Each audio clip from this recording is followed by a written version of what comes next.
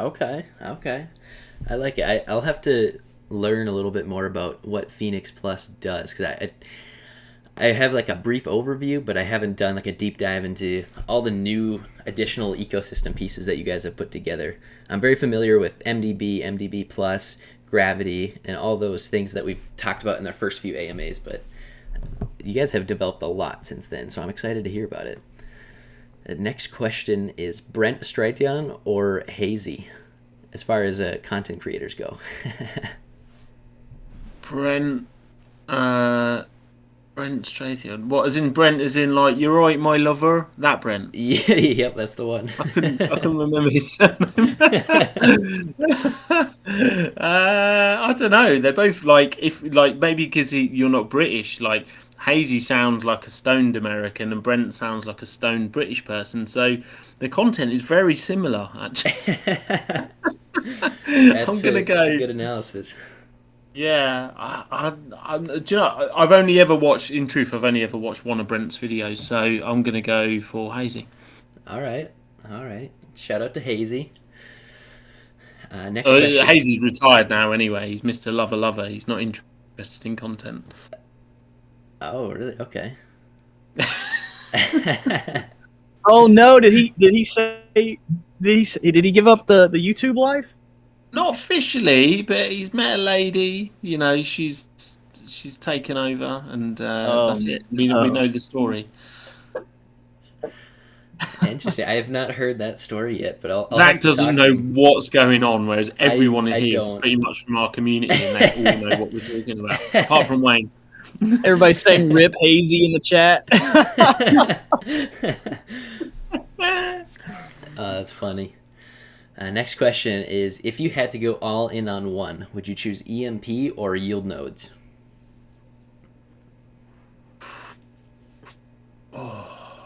Quick fire questions. I'd have to choose yield nodes. I'm sorry. Yeah. Oh, it's a tough one. I wouldn't want to go all in on either.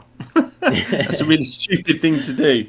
But you know, just purely one's been going for 30 months, and yeah, as an off-chain revenue stream, so I'd have to go with yield nodes, albeit you know it's like a 5149. I love EMP. It's one of my favourite projects, favourite teams as well. Yeah, I'd have to agree with you. And the only thing that would change my answer from yield nodes to EMP would be if AJ was in the audience, but he's not, so we're good. I've got an AMA with him later. I'm a dead man. All right, movies or shows? Movies. Okay, most people actually say shows. The audience agrees on It's shows. because they want to look cultured. It's bullshit. That's true. That's true. We had somebody just change their answer as you said that. That's funny. Books or podcasts? Books. All right. The community agrees, except for one person. So shout out to who is that? Jojo. He likes podcasts. All right. Would you rather be able to speak, or only be able to speak, or only be able to hear?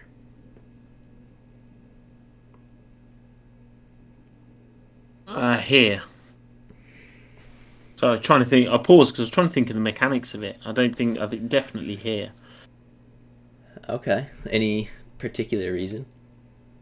I think if you don't, like, at the end of the day, you hear yourself speak, right? So if you couldn't hear, then you wouldn't even be able to hear yourself communicate anyway. So it's completely pointless. Being able to speak, quite frankly, and you know you've got two ears and one mouth, as they say. Something I need to remember more. And yeah, if it's one or the other, then you learn with your ears, right? Not with your mouth. All right, I like it. In person or online poker? What do you think you'd be better at, I should say? Equally bad, I'd say. I do in person. Okay, you just go all in on in person and online. Doesn't really change much. Yeah, it's just funny in person because I think people are trying to read you, but it's difficult to read someone who doesn't really care. That's true. That's true. Would you rather be locked outside or shut inside for the rest of your life? Locked outside. Okay. Interesting. Most people do say locked outside. That's a tough question. I don't know what I'd say yet. How about you, Austin? Yeah, I'd say locked out. It just depends on the situation. Like, where am I being locked out, locked in, right? Because I just click shut in because if it's where I'm at right now, I would just rather be in the comfort of my home. But like, if I was like in say Colorado or something where I like hiking, then it would probably be outside. Fair enough. Fair enough. I'm surprised that more people said outside than inside, given that half of us probably haven't touched grass for like 3 weeks. Bro, grass is a rarity to crypto folk. Okay. Yeah, exactly, exactly. All right, swing trading or buying and holding. Buying and holding. All right, we got one person voting for swing trading. So peasant for hire is just an absolute degen when it comes to his investments.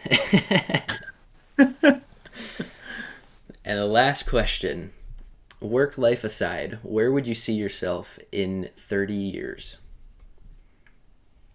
I'm a lot older than you, Zach. I'll be, my health will probably be deteriorating in 30 years. I'll be 68, so I'd probably spend the rest of my time sat in a pub, to be honest. If I can't go out and be active. Fair enough, fair enough. How about you, Austin? It's a good question. Where do I see myself in 30 years? So that would make me. I mean, let's do some math here. Where would you So like I'd to be see yourself? 55. 55, definitely see myself like having the ability to make content, and that's literally it. Like, I got my real estate portfolio, I got my crypto stuff, just all this different avenues of business that I aspire to do. It's just passive income where I just wake up and click the record button. I think that's where I would see myself. Like, if we're talking location, probably Texas. I like Texas. That's where I want to end up. Okay, okay. I like it. I like it. But yeah, those are all the rapid fire questions. So if anybody has any other questions that they'd like to ask, go right ahead.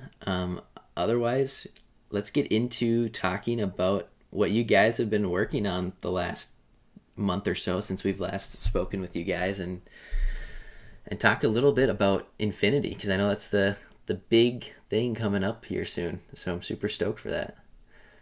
Yeah. Well, it's an absolute monster, and I think we could talk all night about all of the different elements of our ecosystem. But really, we have a main token, we have a couple of stable backed assets, and they all help each other, but they all feed back into MDB, which is built on this capital synergy model. I'm not going to bore everybody for the millionth time, but really, that's when you look at our chart, it hasn't been all perfect. When it's been down, you'll notice that it kind of reaches this natural bottom, and it reaches this natural bottom because there's mathematical limitations within our model. So very difficult for our token to spend a lot of time below the pre-sale price. Some could argue that maybe we set the pre-sale price too low, but it means that we've got a lot of happy customers as well. So Infinity really is a final piece in the jigsaw that's much more aggressive than anything else we have. It's got lots of unique elements. It's paired with Phoenix Plus, which is an absolute monster. I think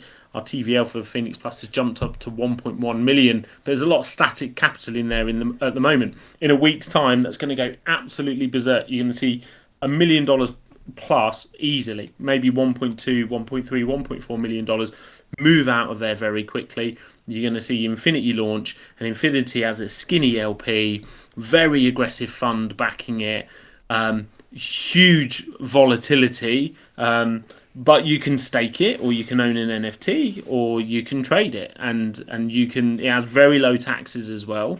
So if you want to go for the whole risky method, then I think seeing 50% pumps or dumps in a day will be very normal. I think seeing multiple X's, certainly on launch day, will be the standard. Seeing multiple X's, probably many times over the month, up or down is still completely possible because the mechanics and how aggressive it is. And because of the low taxes, some people will speculate, they'll cash out a decent sum, but if they decide to pump that sum back in because it's dipped really hard, then it's going to be really volatile. But above all of that excitement, you've also got the opportunity to stake those Infinity tokens and earn MDB rewards. MDB has to be bought by the Infinity Fund and then distributed out to the stakers.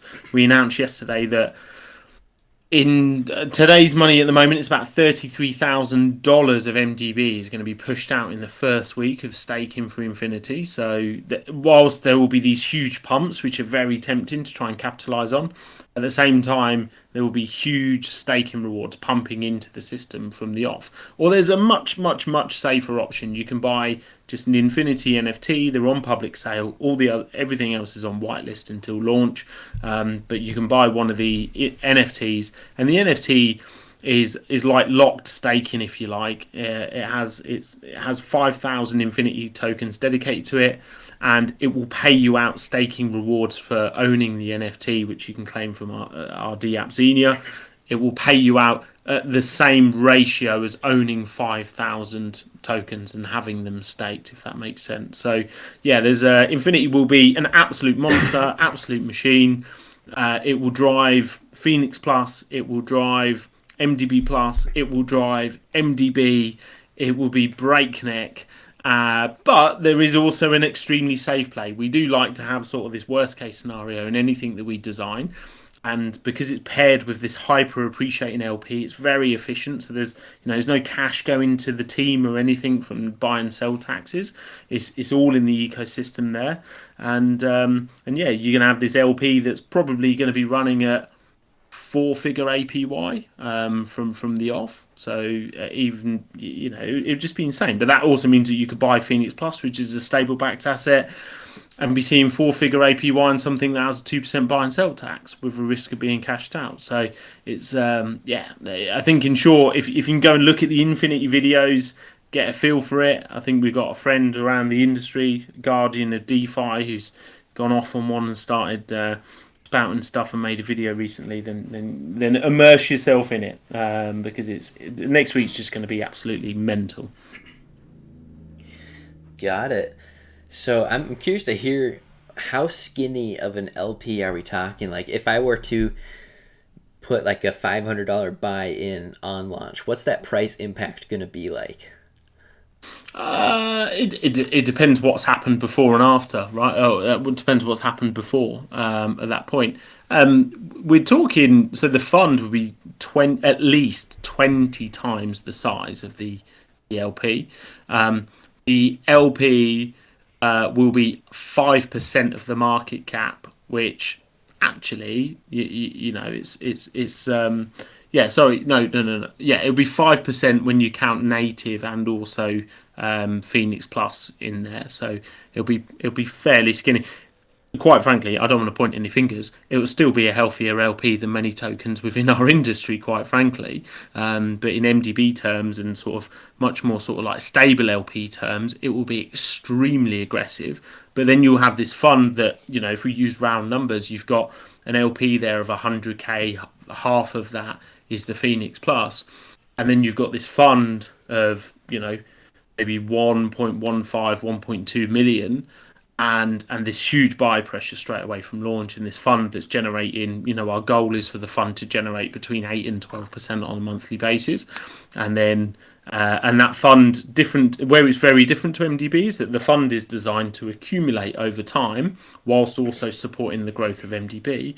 Where Infinity is very different, is the fund is designed to maintain.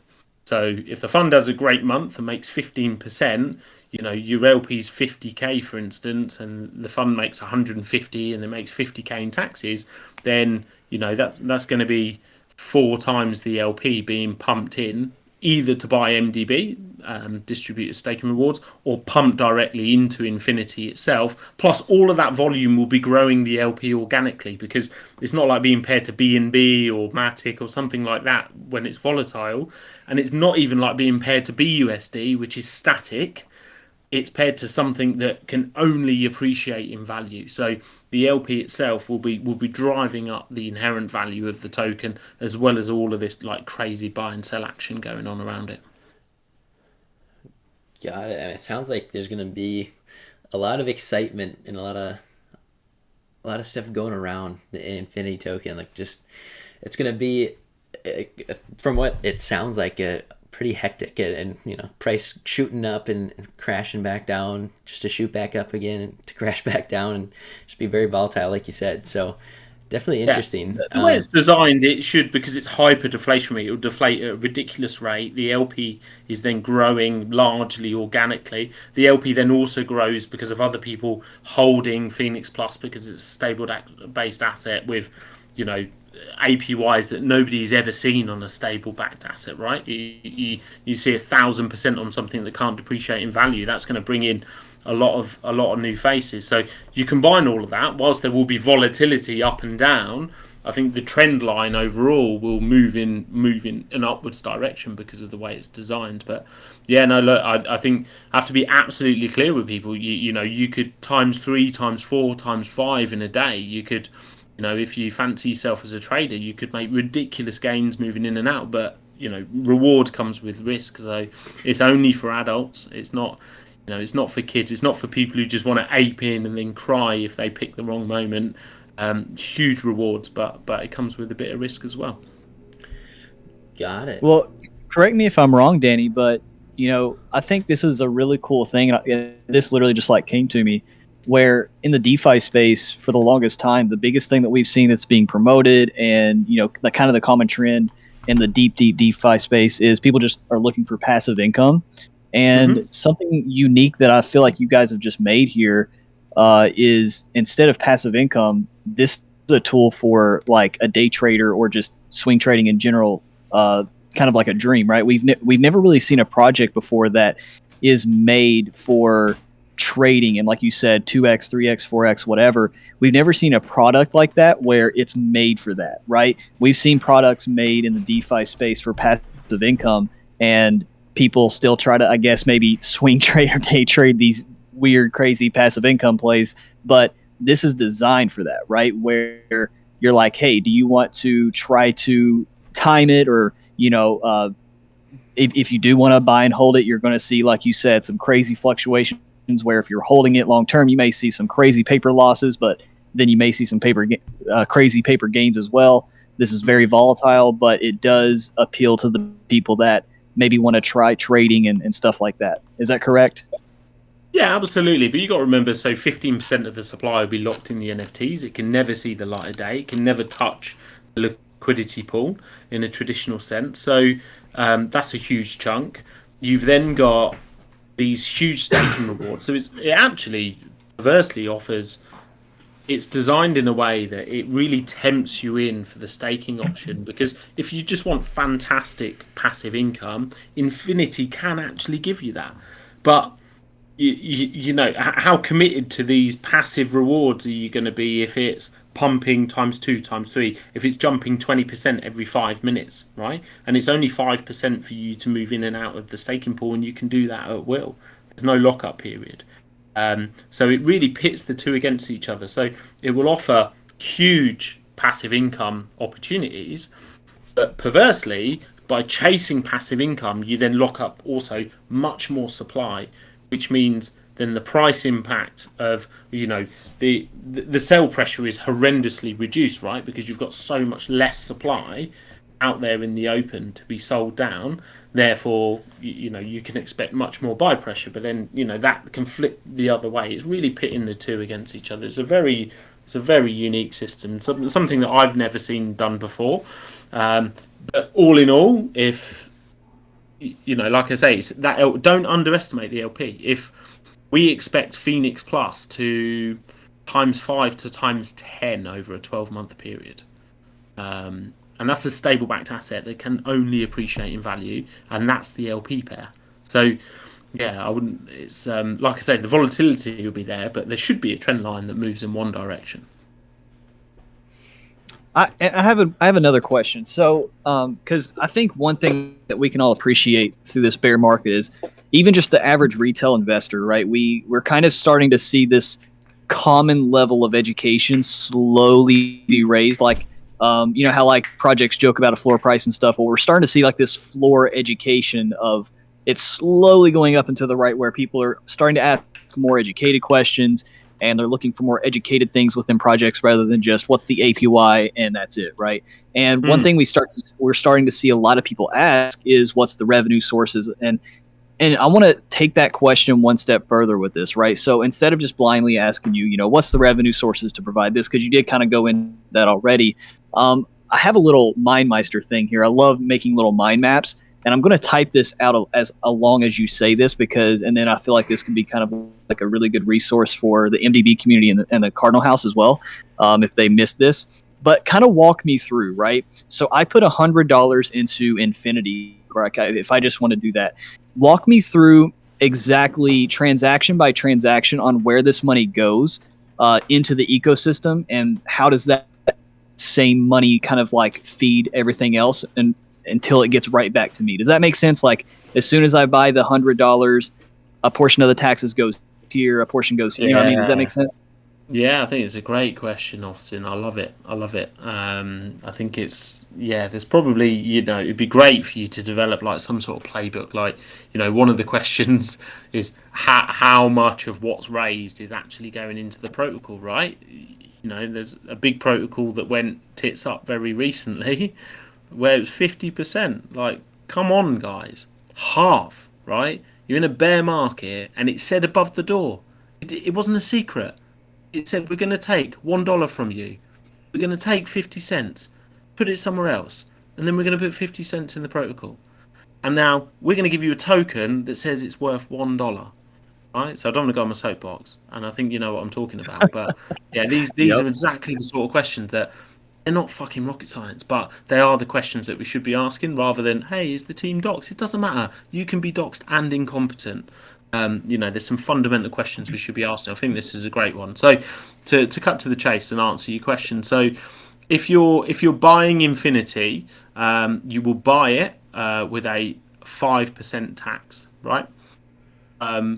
It's a very pure system. Actually, we've designed this intentionally because the last thing you want is there's volatility. It's an AMM. It pitches people against each other whilst it has these fantastic mechanisms around it. But that means that for Austin to win, maybe you know maybe Wayne loses, right? And actually Wayne lost trying to take Austin's money. Remember, yeah, he wasn't there. He wasn't just sat on a park bench minding his own business. He was trying to take Austin's money, but he lost, right? And so you buy it. The 5% tax is split. 40% goes into the LP because the LP will be taxed. The LP is the appreciating token that it's paired with, and then 60% of the tax will go into the Infinity Fund. But remember, I'm saying 60-40, but it's still 60-40 of only 5% of the buy or sell tax. The Infinity Fund is invested into investments, and the return on investment from those investments is split two ways. And also the fund itself, right? So there's already a fund there from the pre-sale, and that's going to appreciate in value. So the appreciation from the original fund already, plus also the taxes that are coming in, all go into this Infinity Fund melting pot, and then the profits or any appreciation from that fund will be used for two things. One, the funds will be used to go into MDB, procure MDB tokens, and then distribute those MDB tokens out to people that have decided to stake Infinity, or they have one of the staking NFTs. Yeah. The second thing that the funds from the Infinity Fund will do is it will buy Infinity supply from the LP. So that is a capital injection into the protocol, and it will burn everything that it buys. There's no storing up, keeping, redistributing, or anything. Everything it buys is gone, and that's it. There's no you know, and so if you make money, you're making money either because you've bought the token, you've staked it, and you're receiving MDB rewards, and you can sell those MDB rewards on the open market, similar to our NFT and other things. other things, or you're buying Infinity, and ultimately you're trying to buy it at a price and then sell it for a price that's more than what you bought it for, and that's ultimately the system in a nutshell. Nice. Awesome. So just like you said, there's a 5% tax, just to like reconfirm, there's a 5% tax. And in that tax, it's distributed amongst the Infinity Fund, where the funds go to the MDB to distribute to the stakeholders, or the actual NFTs themselves, the NFT staking, the staking NFTs. Oh my gosh. And then also to buy the LP and then the burn. So then the remaining 95% is everything you buy. Like there's no other fee or anything like that. So then it gets right back to the holder.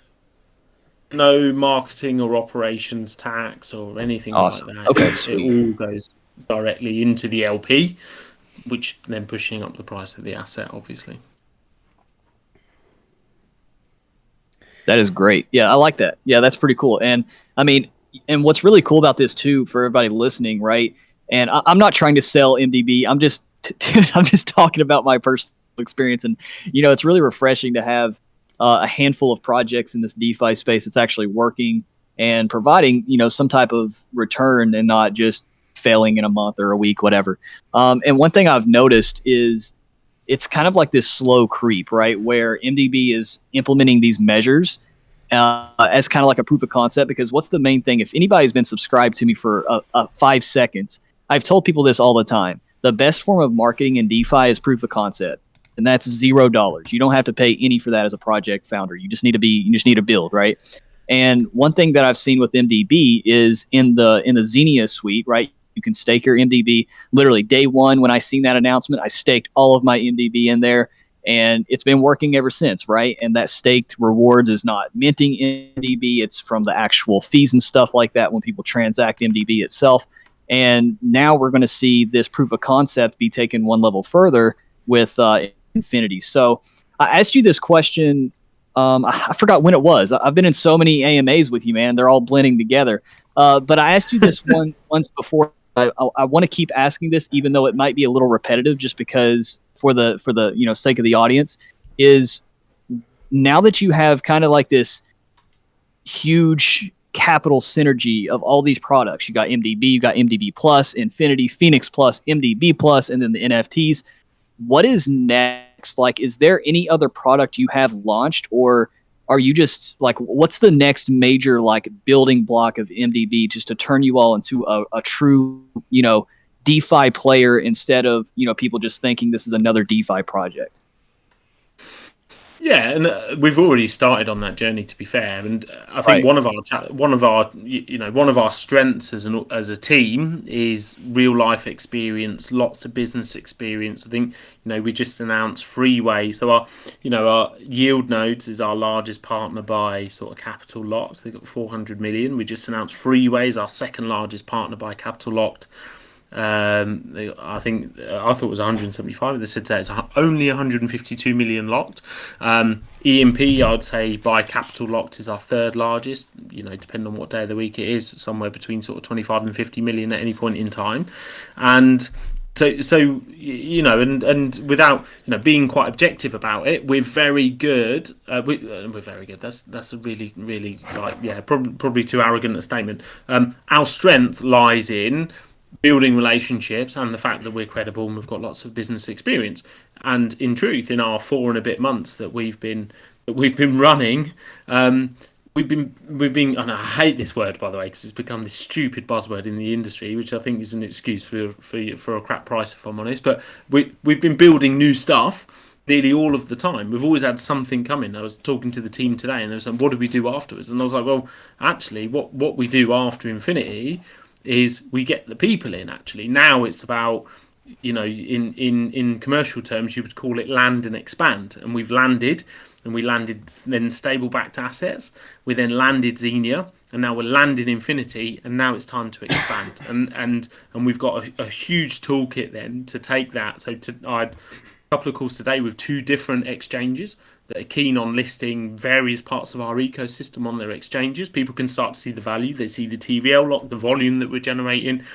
and now the stepping stones to seeing our products in more places starts to become much more realistic, then I think, given the time to be much more proactive on that stuff and dedicate myself to it, then I'm confident that we can continue to punch above our weight. If we can sign up partnerships of 150 million, people doing 400 million, then the next step is to sign up partnerships of people that have got 1 billion, 2 billion, 5 billion. And that's the journey that we need to go on. We've got the data, we've got something that's proven, like you say, a proof of concept. And now we need to double down on that. And that's really our strategy next. We've got the B2B solutions, which enables us to find, when we go into a conversation, we're not just saying, oh, let's have a joint AMA. It'd be nice to say we like you and you like us.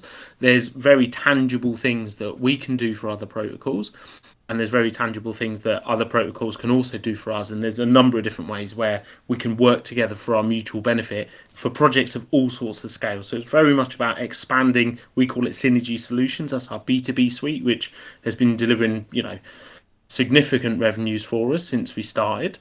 And then once we've established scale within Synergy Solutions, our goal is then to pivot into real world applications around finance and payment solutions, leveraging the experience that we've got, because there's real world businesses who have very similar capital ratios and behaviors as what you see within DeFi projects, actually, and they get a very raw deal in sort of mainstream finance. So that's the journey that we're going on. But I really look forward to doing what I'm good at, actually, which is going out, knocking on doors, building relationships.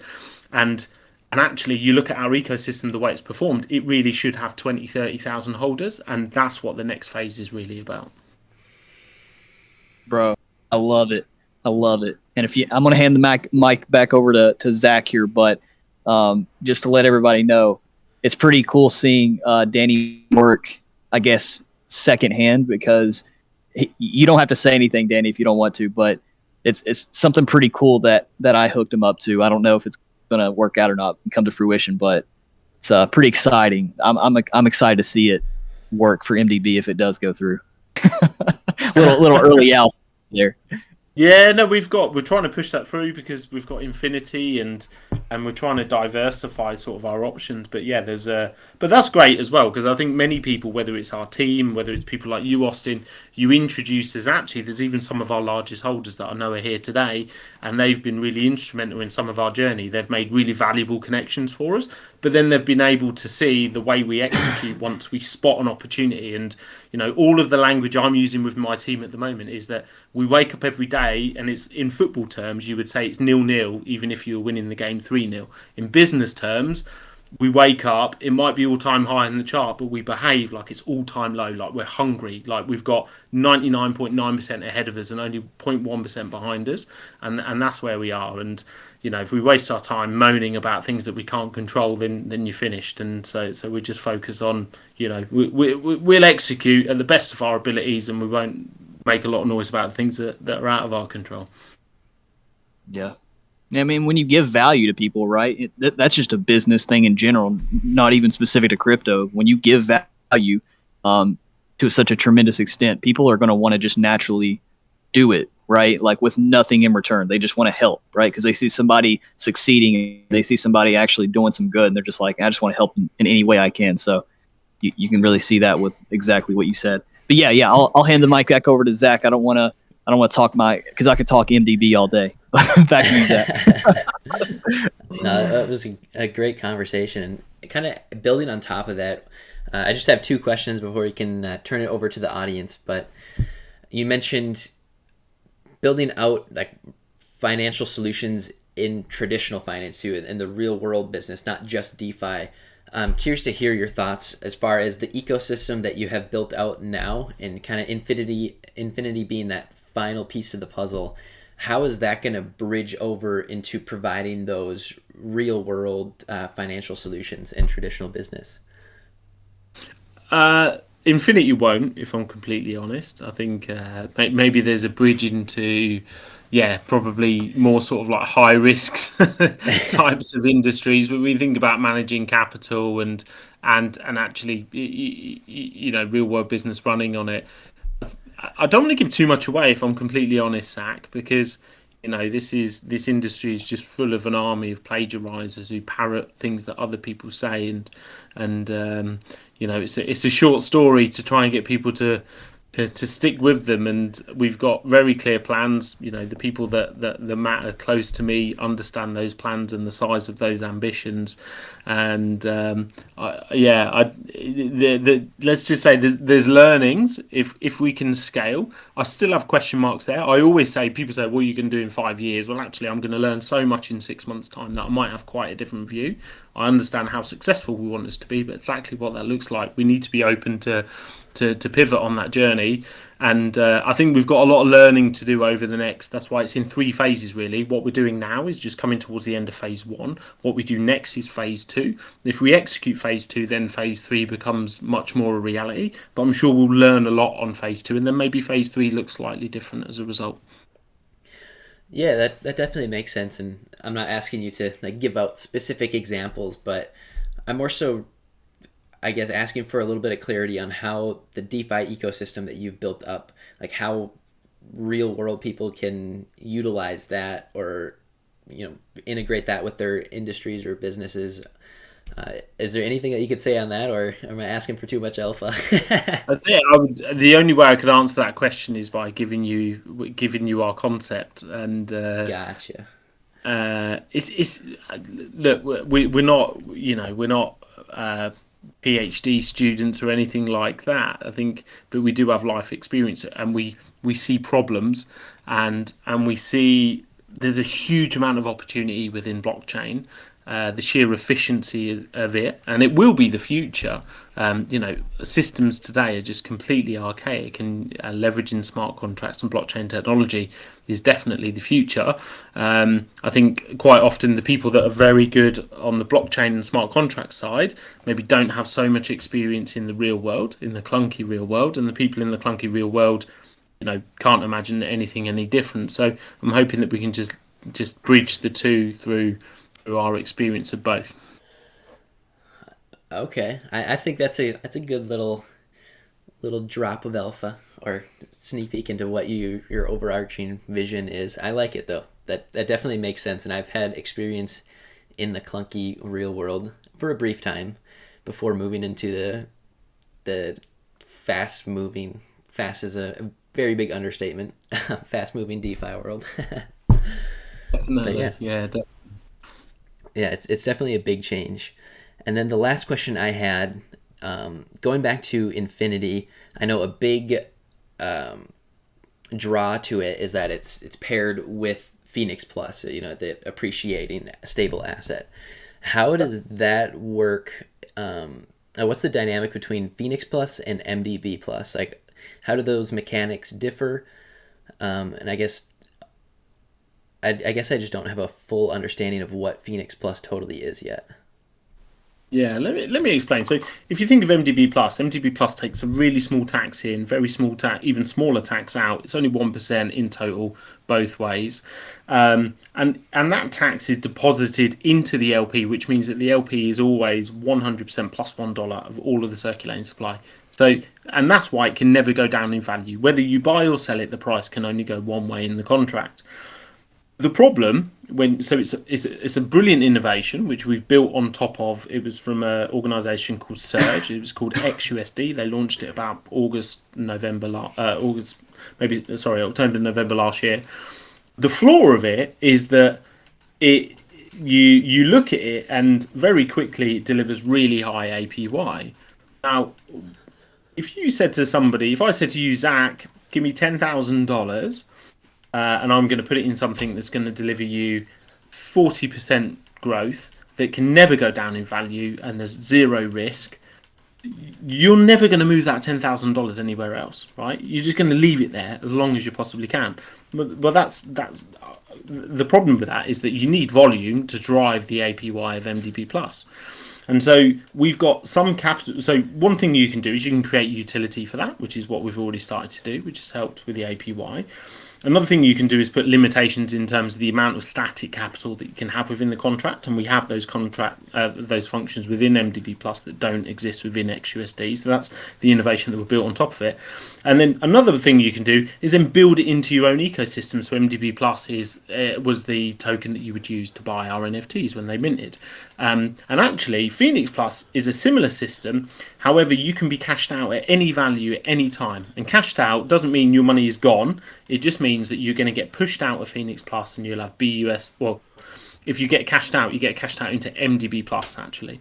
So it's a much higher tax in. It's 2% in, it's 2% out, which drives a really high APY. But as we know, if you've got really high APY, you're even less likely to want to move that money out. So the contract has a function where it's able to cash you out, and it will cash you out at random. Some people have never been cashed out and they've made 25% in 7 weeks. One guy who's one of our largest holders got cashed out, I think about $8,000 twice in like 10 days, and he was fuming. But he's gone back in. He's gone back in because actually, whilst he was super unlucky and his exposure was a couple of percent, in truth, if he hadn't been cashed out, then he'd be 24% up, right? Where else can you find that? And then you add other things, other utilities, like then Phoenix Plus being the pair. You've got this system where Phoenix Plus itself is very attractive, but we can force volume by randomly cashing people out. You've also then got this volume coming from Infinity, which will also be driving the APY because it pays taxes into it, but it also benefits because the growth of it is growing the floor price of Infinity. But then you've got this volume. So I'll be very surprised if we don't shoot back up to $1 million in Phoenix Plus fairly quickly after Infinity launches. If we don't, it's not the end of the world. It just means the APY will be absolutely insane. But if we shoot up to $1 million, there's no reason why we don't have $50,000 a day being cashed out from Phoenix Plus into MDB Plus, and then you've got this force volume. So that's really how they all work together. I think that's brilliant. Forcing that volume to drive up those APYs and make the ecosystem run smoothly. I think that is really brilliant. I don't think I've heard of any other projects that have built that intricate of a well-oiled machine of an ecosystem, I should say. Well, so you have like most systems, and we also use this as well, actually. We use arbitrage as another option in your repertoire to drive appreciation of a stable backed asset. So we also use that as well. So we have a compound effect of all of those different things. And that's what most people do. It's becoming much more common. You know, the whole bribe system like Sphere. There's another organisation I spoke to today have a similar system, you know, like Curve and stuff like that, where you use bribes, but then the bribes actually drive volume to a certain asset. They're much more common sort of ways. Well, ours is slightly different. Got it. No, that's super interesting. But yeah, a couple community questions that we have. We got one from Kurt. So he asks, on the Infinity white paper for the NFTs, it says that you will basically be getting the same as buying 1K or $1,000 worth of the Infinity token for the NFT mint. So my question is, if I had 1K to invest into Infinity, what would the difference between buying the NFT versus the token be? Well, the difference is that the token is very liquid. And is nowhere. So the plus side is very liquid. That can also be a downside, right? So the fact that you can't be tempted into selling half of your NFT means that maybe you hold longer and therefore you see better return on investment because you don't get teased into a short pump, right? But on the flip side, it also means that if you wanted to capitalize on half of the value of your tokens, then you would be able to do that. However, there's 10 million tokens at the start. There will be millions of tokens for some time at least, and there's no artwork associated to them either. So the value stack for the tokens is just very different to the value stack for the NFTs. And if we're in a position where, you know, say Infinity times 10 over the first, say, 3 months, and then hold, or, you know, maybe even more than times 10, but say it holds a floor of times 10 after 3 months, then how valuable is that NFT going to be? Not only because it's really rare, but also because of the amount of Infinity that's locked in it. And you've only retained all of that Infinity because you couldn't start to sell bits off. All right, interesting. Yeah, that definitely makes sense. Next question from Prestige Worldwide. Could we ever expect inter-Xenia swaps with lower taxes between ecosystem tokens? Um, Interzenia swaps definitely an option, but I suppose the question would be, does it drive more volume? Because if it's great for the user but bad for the protocol, then ultimately it's bad for all the users, because that's where the value from the protocol and the rewards for all of the users come from. So I think if we had the data where we could see that actually it doubled the number of transactions whilst maybe it reduced your tax take by 30%, then there's a business case because everybody is stronger as a result of it. If it doesn't really increase your transactions but reduces your taxes by 50%, then people are pissed off because the staking rewards are half. The farm doesn't look attractive anymore. People stop providing liquidity for the protocol. Well, but it's okay because you got interzenia swaps. Then it's probably been a curse rather than a blessing. So that would have to be considered really carefully. Got it. Yeah, that definitely makes sense. There's a fine line between benefiting the protocol and benefiting the users. Yeah, And you've got to be really careful when you change something, right? When yeah, when you buy into something like changing the tax. As I'll tell you something actually. So here's a story that most people don't know, but one or two people know. We were so close to having to change our taxes to get listed on CoinGecko. They just kept pushing back on us, kept pushing back on us, and I don't know what it really was because they've listed loads of tokens with higher taxes than ours, and anyway, so we didn't really know, but it got to the point where we were working with a consultant who said, look, they're telling us you need to move your taxes to 8 and 8, I think it was. And I was really struggling with that because you move into a system and you accept things as they are. I use the example, we know I was talking about liquid capital. Yeah, okay, with 50% of the cash they raised wasn't going in the protocol, but they did tell everybody, right? And nobody in this space should be children spending their parents' money. Everyone should be an adult, right? They did tell everybody that, so it should have been assessed as high risk, in my opinion, if you're moving into that. However, if you go into something and they change what it says over the door after they've taken your money. And I understand sometimes you've got to make those changes because you've got to think of the bigger picture. But I do really, really struggle with that. So I think you've got to be mega careful when you start shifting the rules. yeah, yeah. It's tough. It's not an easy decision either way, because a lot of people, what you put in the white paper is almost like it's law in crypto. Like that's what you're telling your holders and that's what you're promising them, and if you're changing that on a dime on them, that's in my opinion not really fair for the end user. So it's tough. It's definitely tough. Yeah, Let's see. definitely. Austin Clark asked, who can drop a question to stump Danny? And Uh, watch me Nene ask, why isn't Mina the CEO? because she can't count. She can't count. Really. No, it's an in-joke. Sorry, I'm sorry, mate. You need to come and spend a couple of days in our community because we've got so many little in-jokes. She made a couple of mathematical errors, so it's just a bit of a joke. But yeah, why isn't she the CEO? Well, when she launches Baby Mina Doge, you can buy into that, and I think it's 99% taxes. You'll have fun. Watch me, no. You don't know what's going on, do you, mate? These are all I in get it. jokes. I get it now. Everybody I else get it knows now. what I'm talking about. I feel bad. There's so many different projects that we have coming on for AMAs, and keeping up to date with them and spending time in the communities is just I'll put it to a community vote. If Mina wins the vote, then bon voyage. She can have it. that's You heard funny. it here, folks. MDB is about to dissolve this easy. Big management, power games. Oh, that's funny. We got one last question, and then we're gonna move into a fun little game if you're game for it. Cool. Nico asks, at what levels would the Godfather consider Infinity to be undervalued? It really depends on the dynamics, right? It depends on the volume that you've had. It depends on the performance of the Infinity Fund.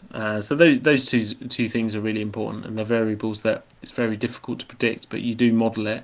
What do I think? I said this before MDB launched, and I always go back to it, that I said if we went below pre-sale, you should sell everything you own and buy MDB, and yeah, like there'd be people would have made a lot of money if they'd followed that advice. And Infinity is extremely difficult, next to impossible, for it to survive under its launch price. So I would. I don't like saying, because it's really irresponsible, but what I would say is that when you buy Infinity, buy it with your eyes open. Yeah, don't close your eyes and press trade because you've got FOMO.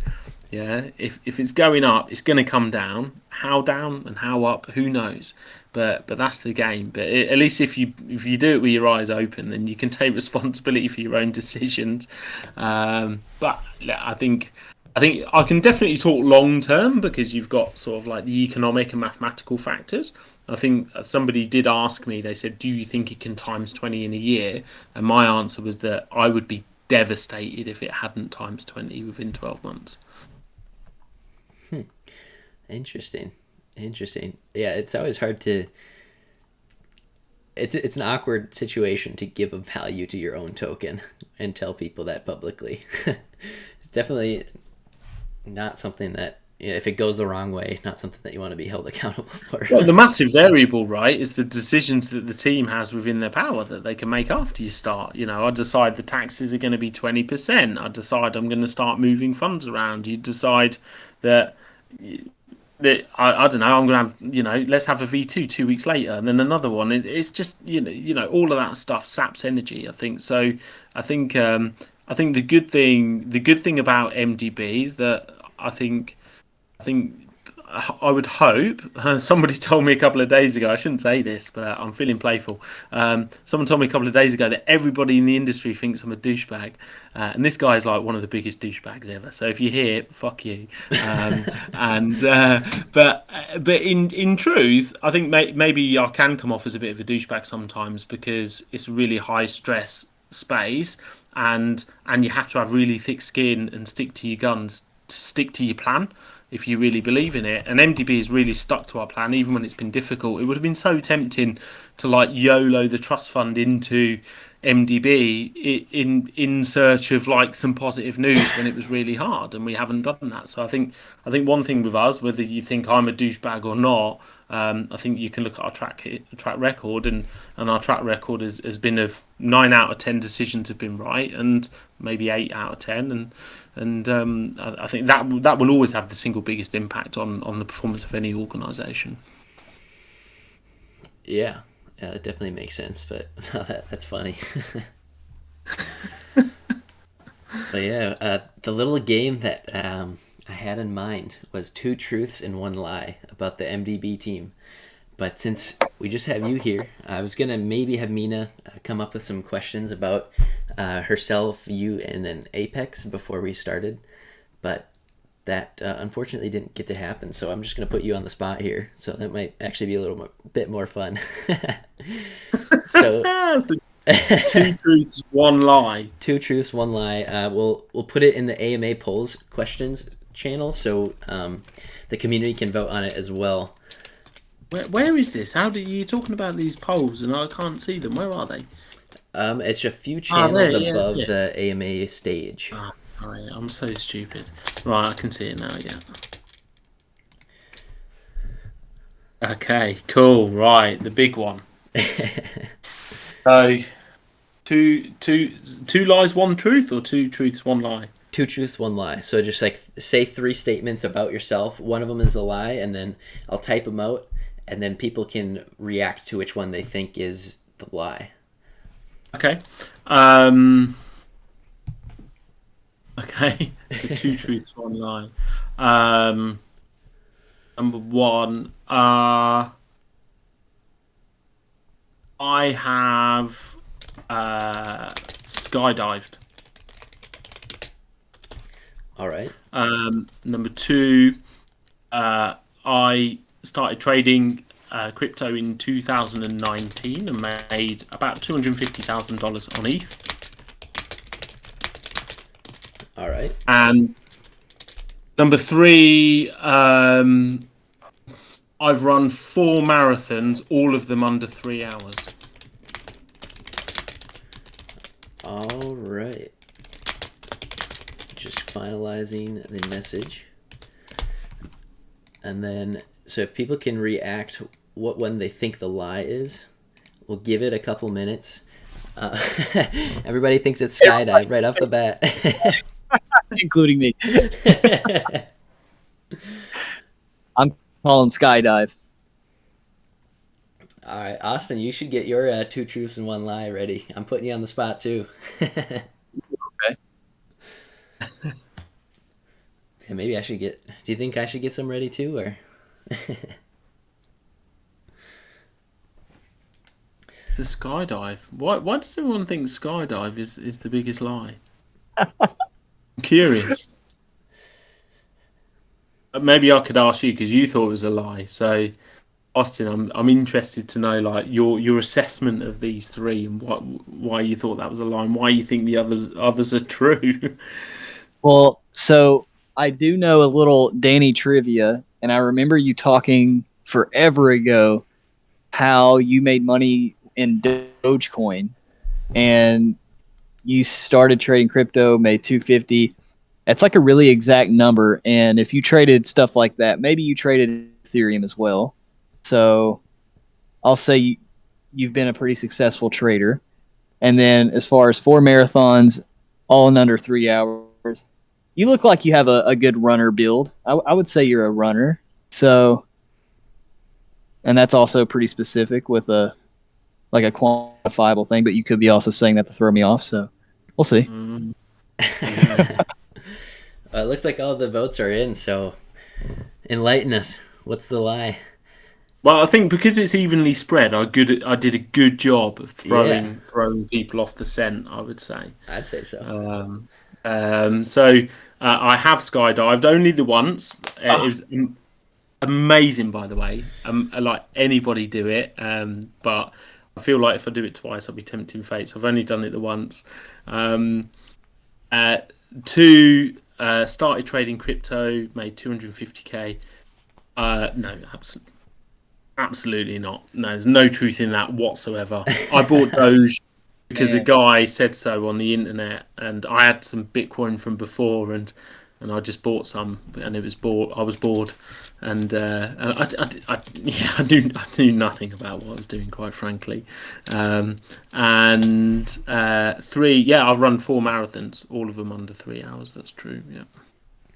Interesting. I have never ran a marathon before, and I certainly would not do it in under 3 hours. But yeah, Austin, you are up next. All right. I'm going to keep, so for the Cardinal House OGs, I'm going to keep one of them the same because I'm really proud of this one. But you're not going to know what it is. All right. Are you ready, Zach? I'm ready. All right. 2 truths and a lie. So the first one is I have drove a Lamborghini. All right. Number 2 is I am a level 3 Combatives expert. A Combatives expert? Yes. I hope I spelled that right. All right. Probably did. And number 4 is I played spades with John Cena. All right. I have my answer ready. I'm calling BS on number 2. I have no idea. What's a Combatives expert? I'm calling BS on number 3. He's like a ninja. Okay, Wait, I sent what's you the proper word you how to spell it right. I totally. How It's do I probably phrase it? level 7. It's a trick. Level 7. How do I even phrase that? I put Austin as a level 3 Combatives. I'm not sure what that means. Like, is it Combatives? Is there anything after Combatives? No, I sent you how to Oh, spell it. It's combative. Combatives. Yeah. Gotcha. I Yeah. read toes, or heard toes. That makes sense. I'm calling... Somebody. Kurt. I'm confused. I don't know if it's 2 or 1. I'm going to go with 2. I did the Danny approach. All right, well, it looks like all the votes are in, so Austin, let us know. Number 1. Number 1. Okay. I've never drove a Lambo. Ah. So that was tied. So we had 9 on Lambo and 9 on John Cena. Gotcha. Yeah, I remember the John Cena one from the Kahoot we did a few weeks back. So I knew that wasn't BS, but if I didn't know that, I probably would have picked that I'm one. really bad at thinking of things on the spot about myself, so I had to just copy one. Really unoriginal. Yeah, combatives is kind of like how you have like different fighting styles in like karate, jiu-jitsu, that type of thing. So in the military, we have our own fighting style called combatives, and I'm a level 3. So it's like kind of like how in karate you have like different belts. So we just say level 1, 2, 3, that type of thing. Interesting. Okay. Yeah, do either of you guys want to go again? Maybe the community could vote. I want to hear some stats. You want to hear some from me? All right, I'm gonna have to come up with something. I'll type them up, but in the meantime, Should have asked Cena to let you drive his Lambo. What's that? He said should have asked Cena to let you drive his Lambo.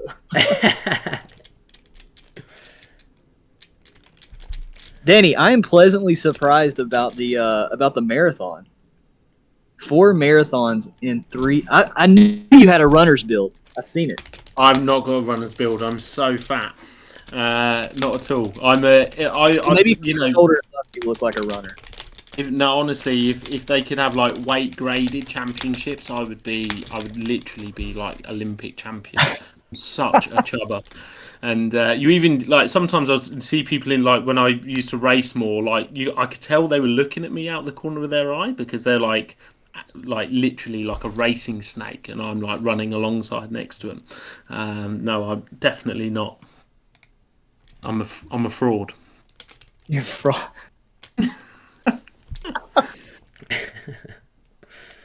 I need to be indoctrinated into the UK culture. I love how you guys slam on each other. It's hilarious. Yeah, you can't be sensitive around these parts. Very good. So, are we doing Zach then? Yes, yeah. I'm about to send the message. Just gotta get the reactions ready. But yeah, we're good to go. All right. Mike.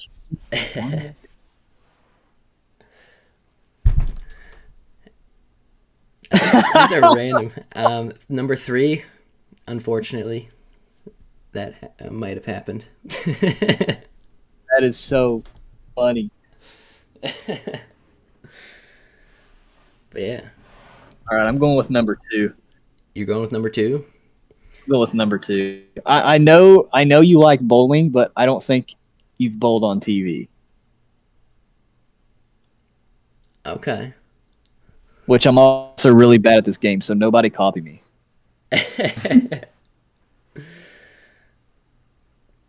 We'll see. There's no 10 B&B buys yet, so I'm pretty upset.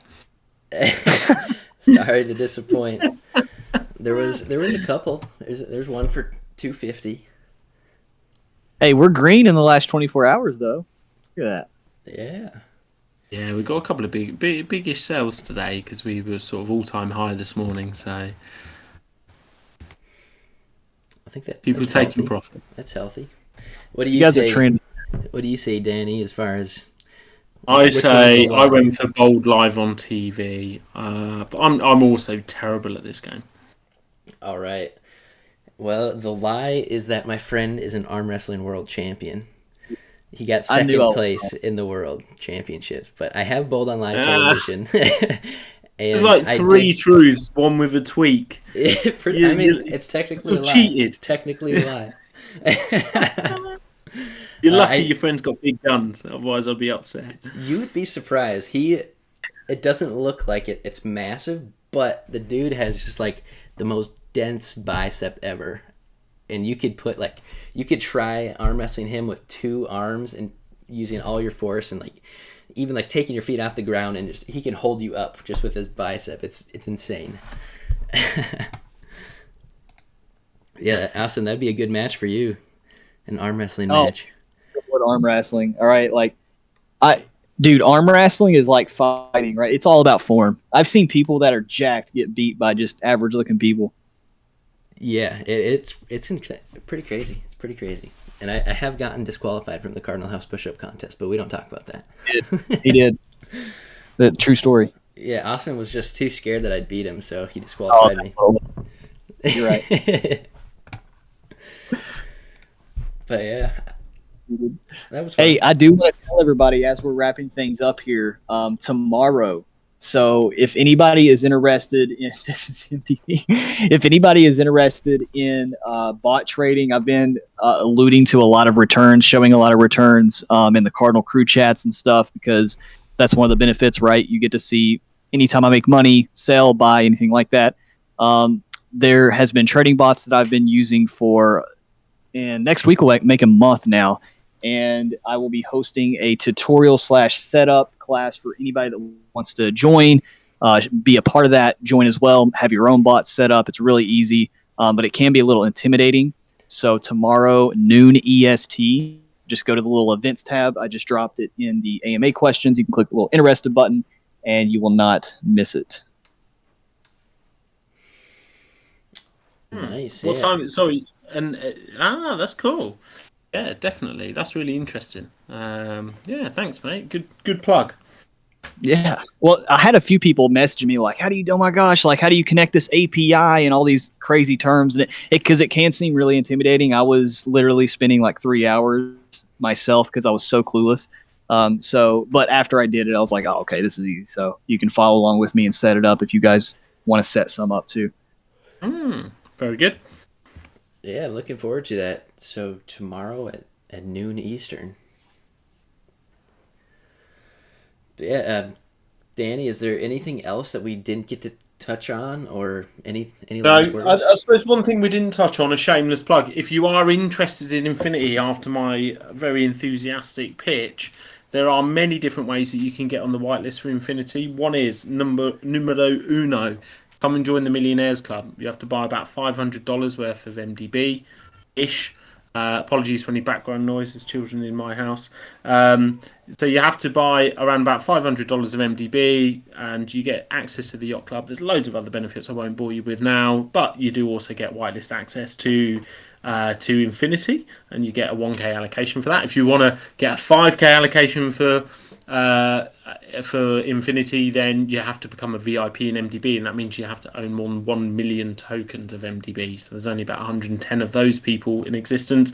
If you want a 10K allocation, you can become page 1 of MDB, and that means you need to probably go and part ways with about $35,000 right now in MDB. If you do that, then you get yourself a $10,000. Otherwise, we're giving away about 20 places a day through games, giveaways, bounties, things like that. And then we're also working with a couple of partners as well. So I'm actually doing an AMA in a few hours with EMP.